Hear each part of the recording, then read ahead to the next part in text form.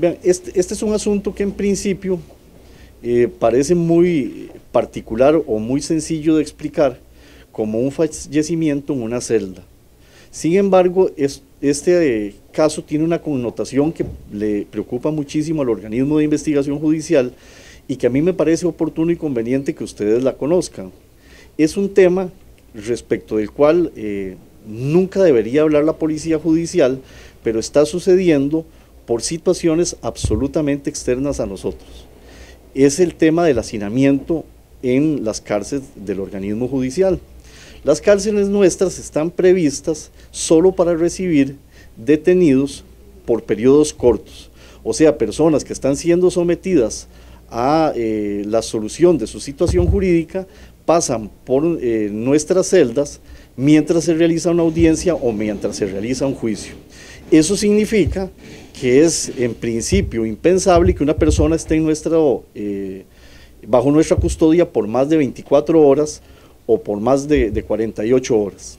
¿Por qué razón? Porque las celdas nuestras no permiten que las personas se ejerciten, no permiten que las personas tengan acceso a luz, no permiten visita de médicos, no permiten visitas de familiares, y eso pues evidentemente genera un problema de hacinamiento terrible.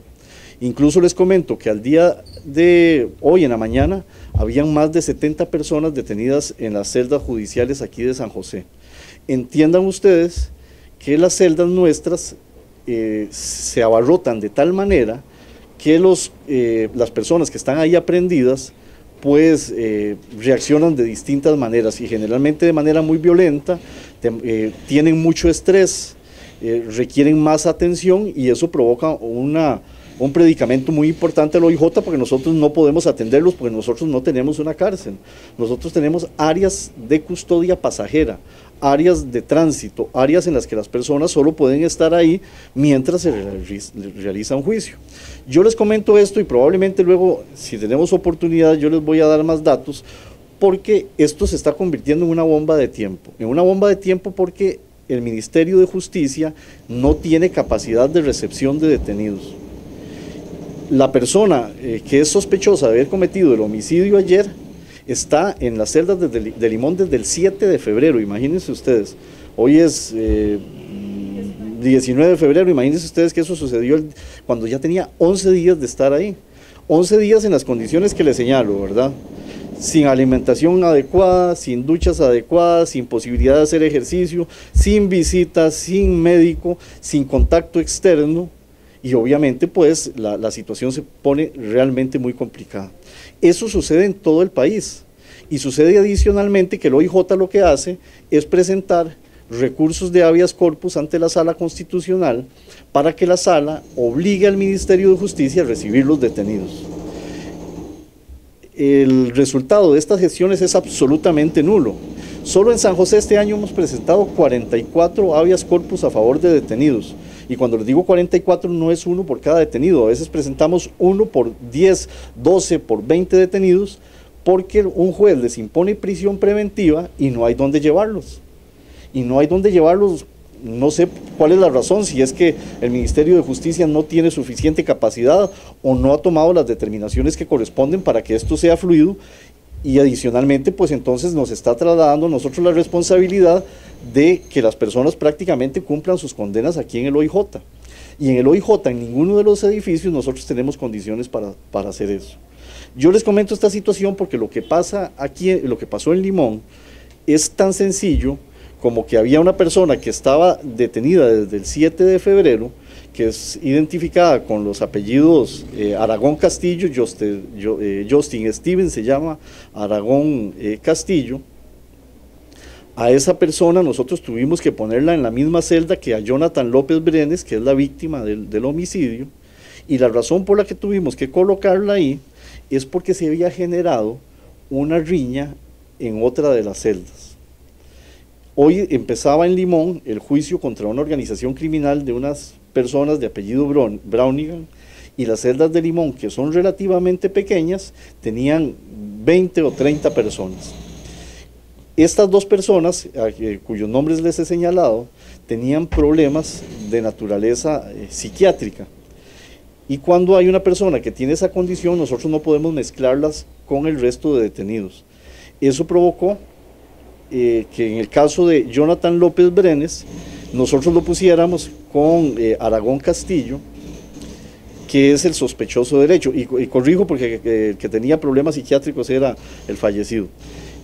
Ajá, Jonathan.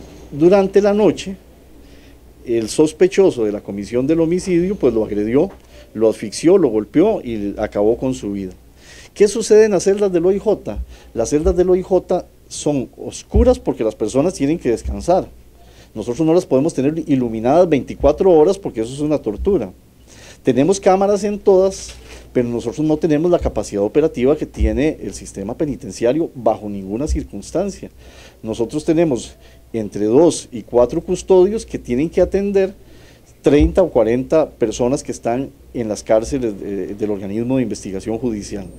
Nosotros nos percatamos de que se había dado un encontronazo entre ellos, que eso había sucedido en el transcurso de la noche, y como a las 4 de la madrugada ingresamos a las celdas y verificamos que López Brenes había fallecido. Obviamente el asunto se atendió como una escena de homicidio. Dispusimos de personal especializado para que realizara el levantamiento y la investigación del caso, o sea, de personal además que no sea de la provincia de Limón, para garantizar más imparcialidad, y continuamos nosotros realizando la investigación. Este caso, como les digo, es apenas una muestra de lo que sucede como consecuencia de la altísima cantidad de detenidos que nosotros manejamos. Al punto que si nosotros continuamos de esta manera, pues yo creo que el organismo de investigación judicial va a tener que entrar a vacaciones porque ya no nos reciben detenidos. Y los jueces, cuando emiten sus disposiciones, tampoco reciben respeto, si cabe el término, de las autoridades penitenciarias, porque al final de cuentas se ordena la prisión preventiva y los sujetos permanecen en las celdas del OIJ de manera absolutamente impropia, de manera que viola la dignidad humana, que viola las garantías fundamentales y que afecta también la posición de nosotros como un país que se respeta y que respeta a sus conciudadanos, sobre todo que todos ellos están en prisión preventiva y adicionalmente protegidos por el principio de inocencia. Imagínense ustedes que ante una circunstancia como una riña multitudinaria en las celdas del OIJ, por ejemplo de aquí de San José, ¿qué capacidad de reacción podríamos tener nosotros? Prácticamente ninguna, porque además eso es un edificio donde trabajan personas, eso no es una celda. Ahí hay gente que se dedica a temas civiles, gente que se dedica a temas laborales, asuntos de familia, administrativos. Nosotros no tenemos posibilidad ni siquiera de atenderlos. Y como les digo, para nuestra mala fortuna esto sucedió en Limón, pero esta va a ser, si continúa la situación, una manifestación más del problema que tenemos con el sistema carcelario, que yo no sé si no hay cárceles o no sé si las que construyeron no son suficientes o tienen una tendencia distinta, porque al final de cuentas nosotros lo que necesitamos es que si un juez dicta una sentencia o dicta una prisión preventiva, pues que se cumpla, porque si no esto se va a convertir en lo que está sucediendo, en el organismo de investigación judicial realizando funciones del Poder Ejecutivo. Y va a provocar esta situación, además de eventuales muertes, puede provocar riñas, puede traer consecuencias de toda naturaleza, violaciones, eventos violentos y todo lo que podamos imaginar que tiene connotación negativa. Esta situación del homicidio en Limón es apenas, como se dice comúnmente, la punta del iceberg de un problema gravísimo que está enfrentando la Policía Judicial y que no ha escuchado, no ha recibido respuesta del sistema penitenciario. ¿Cómo es posible que lo condenen 50 o 100 veces y nosotros sigamos en la misma condición? Al final de cuentas, el organismo de investigación judicial, y se los cuento sin ningún problema, lo que hace es presentar recursos de habeas corpus nosotros para así protegernos y curarnos en salud por si pasa algo de esto. Incluso les señalo que en este caso particular habíamos presentado un habeas corpus. ¿Por qué razón? Porque esta persona tiene demasiados días de estar en celdas inconvenientes para que permanezca bajo custodia. Y eso genera un nivel de estrés que también afecta a la población que los está cuidando. Esto, al final de cuentas, es un problema complicado. Ustedes ven que todos los días nosotros detenemos personas, todos los días los jueces emiten prisiones preventivas, Fuerza Pública hace lo mismo y no hay dónde meter los detenidos. Como si esto sigue así, o vamos a tener que repartirlos en las casas de los ciudadanos, O como les digo, pues que el organismo de investigación judicial nos digan de una vez, ya no trabajen más, porque no cabe un solo detenido, pase lo que pase. Pero esto está saliéndose de control, es una situación difícil que está afectando a una enorme población del país, sin que nosotros hayamos obtenido un resultado positivo, siendo nosotros fundamentalmente corteses y tratando de hacer comunicaciones que nos permitan solucionar el problema. A este punto vamos a llegar y yo creo que si esto continúa, pues en el OIJ esto va a seguir sucediendo porque la capacidad instalada que tenemos es para cuidar personas en juicios, para cuidar personas en audiencias, no para mantenerlos bajo contención física por 2 o 3 semanas, mientras el Ministerio de Justicia se le ocurre recibirlos.